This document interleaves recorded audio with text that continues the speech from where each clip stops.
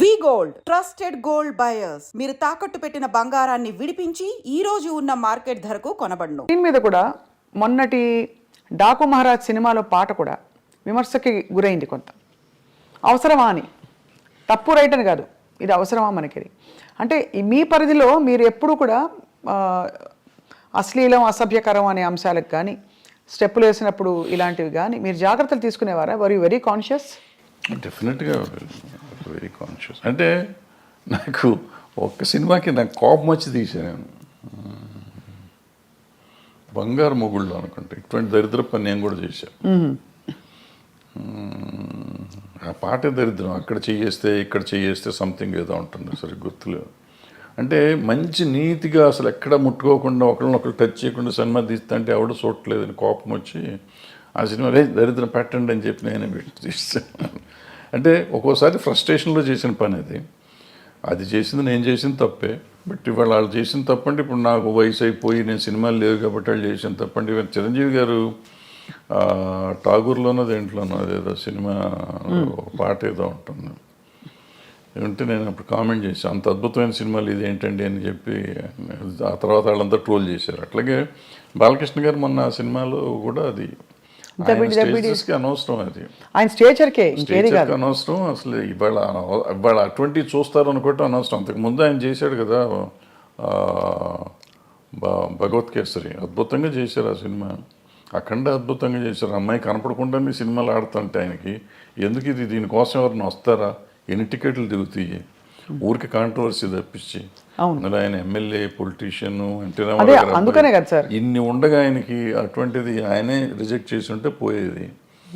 లేదు చేసేసా, ప్రొడ్యూసర్లు అడిగారు, డైరెక్టర్లు అడిగారు, డాన్స్ మాస్టర్ అడిగాడు, ఏదో వాళ్ళ గోల మనకెందుకు.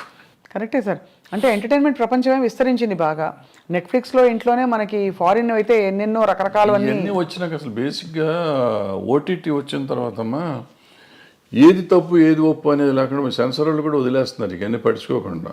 నాకు రౌడీ అన్నయ్యలోనో దేంట్లోనో ఒక సాంగ్ చేస్తా అంటే ఈ రంభక వరకు మిడీ లాగా ఉంటుంది ఇక్కడ దాకా. ఓ సాంగ్లో తిరుగుతా ఉంటే కొంచెం లేస్తుంది. సినిమా రిలీజ్ అయినాక నాకు సెన్సార్ ఆఫీసర్ ఫోన్ చేసి సార్ ఇక్కడ ఎక్కడో ఉంది సార్, ఎవరో జనం అంటున్నారు సార్, కట్ చేయండి సార్ అని. రిలీజ్ అయిన తర్వాత కట్ చేశాను నేను. జస్ట్ ఊరికి మిడి ఇక్కడ ఉంది, ఇప్పుడు గాలికి ఎగిరింది, వెళ్తే ఇంతవరకు ఎక్స్పోజ్ అయింది. నేటి దౌర్జన్యం అనే సినిమాలో ఒక సాంగ్లో వాణి విశ్వనాథ్ గారికి స్విమ్మింగ్ సూట్ వేసా, ఒక బిట్ వేస్తే సెన్సార్ కట్ చేశారు. అదే టైంలో బొబ్బిలి రాజాలో ఆమె సినిమా అంతా చొక్కా వేసుకుని కింద ఏమి లేకుండా దివ్యభారతి అది ఫుల్ సినిమా వదిలిపెట్టారు. నాకు ఒక బిట్టు ఏంటంటే దాంట్లో వదిలేరు కదండి అంటే, ఆ సినిమా అంతా దాని మీద ఉంది, నీ సినిమా అది లేదు కదా, ఎందుకు నువ్వు చేయాలంటారు. అదే అంటే నేను ఫైట్ చేసి ఉంటే నాకు వదిలిపెట్టేవారేమో. ఎందుకు దానివల్ల సినిమా ఆడదని నాకు తెలుసు, ఎందుకు తీసాను నాకు తెలియదు. ఆ రోజు తీసాం అంటే డ్రెస్ చేంజ్లు కావాలంటే సరే ఇద్దాంలే అనిపించి తీసాను నేను, కాదన్నారు తీసాం. అదే అంటే ఎక్కడో అక్కడ మరి ఈ అంశం తెరపైకి వస్తూనే ఉంది, ఈ ఎక్స్పోజింగ్ ఎంతవరకు ఉండాలి ఏమిటని. కానీ ఇప్పుడు బాగా టేస్ట్లు మారిపోయాయి సార్. బయట సమాజంలోనే అట్లా తిరుగుతున్నారు కదా. ఇప్పుడు మనం అంటాం ఎక్స్పోజింగ్ అంత బాగా ఎక్కువైపోయింది అంటాం. బయట వాళ్ళ పార్టీలకు వెళ్తే, పబ్బుల్లోకి వెళ్తే మీకు అంతకంటే భయంకరంగా ఉంటున్నారు ఆడపిల్లలు. బట్ అది వాళ్ళ ఇష్టం, మనం ఎవరో అడుగుతానికి, who are you to ask. నా కంఫర్ట్ నాది అంటున్నారు. సో ఇప్పుడు మన ఈక్వల్ రైటే కాకుండా నిజంగా కూడా వాళ్ళ కంఫర్ట్, నా ఇష్టం వచ్చిన బట్టలు నేను వేసుకున్నప్పుడు ఆడపిల్లల బట్టలు ఇష్టం వచ్చిన ఆడపిల్లలు ఎందుకు వేసుకోకూడదు. ఈ కొంతమంది ఏమంటారంటే నువ్వు అటు వేయటం వల్లే కదా ఇది జరిగింది, వేయటం వల్ల జరగటం నిన్ను కంట్రోల్ చేసుకోవాల్సిన బాధ్యత నీకు ఉంది కదా. అవును, ఈ సమాజంలో ఉంటే నేను చూసి నేను ఆ అమ్మాయిని చూడగా నాకు ఏదో అయ్యింది అనేది ఆన్సర్ కాదు. బోస్ గారు కరెక్ట్గా రాశారు, you have to control your self. Correct. అంటే కోకా కడితే కొరకొరమంటూ చూస్తారు, పొట్టి గౌను వేస్తే పట్టి చూస్తారు. అది అంటే ఇంచుమించు మీరు అన్నట్టు అది అనాదిగా అది సృష్టిలో ఉండే ఒక వైపరీత్యం అలా కొనసాగుతుంది. అంటే సినిమా ఇండస్ట్రీ పాపం ఫోకస్లోకి వచ్చింది. కానీ అది సార్ మరొక అంశం, మీరు తెరపైకి చాలాసార్లు వచ్చి మాట్లాడారు, ఈ డ్రగ్స్ ఇష్యూ కూడా, ఇలాంటి కాంట్రవర్సీలు ఇవి బాగా, అంటే drugs because of the free money easy money అందుబాటులో ఎక్కువగా ఉన్నది చిత్ర పరిశ్రమలో, లేదు మీరు అన్నట్టుగా పొలిటీషియన్స్, బిజినెస్ మ్యాగ్నెట్స్ వాళ్ళ ఫ్యామిలీస్లో. కాబట్టి దీనివల్ల ఎలా ఖర్చు పెట్టాలో తెలియక ఈ డ్రగ్స్ వీటి అలవాట్లు బారిన పడతారని చెప్పి కొంతమంది ఎవరో చెప్పారు, గ్లామర్ కోసం తీసుకుంటారని. Is that true sir? అసలు ఫస్ట్ పాయింట్ నువ్వు చెప్పిన దాంతో నేను ఏకీపించను. ఇదేంటంటే సినిమా ఇండస్ట్రీలో డబ్బు చాలా ఎక్కువ ఉంటుంది అనేది నమ్మన్నాను అసలు. సినిమా ఇండస్ట్రీలో వచ్చే కొంతమంది దగ్గర డబ్బులు వస్తే బాగుంటుంది. చాలామంది 80% మధ్య వాళ్ళు డే టు డే ఎక్స్పెన్సెస్ కూడా ఎత్తుకునే బ్యాచ్ ఉంటారు. ఓ 10% ఉంటారు నువ్వు చెప్పిన డబ్బులు ఎక్కువ ఉన్న వాళ్ళు ఉంటారు. కొంతమంది ఎడిక్ట్స్ అవుతారు. ఇప్పుడు మన స్కూల్లో పిల్లలు ఉంటున్నారు, స్కూల్లో పిల్లలు దే ఆర్ ఎడిక్ట్స్ నౌ. వాళ్ళకి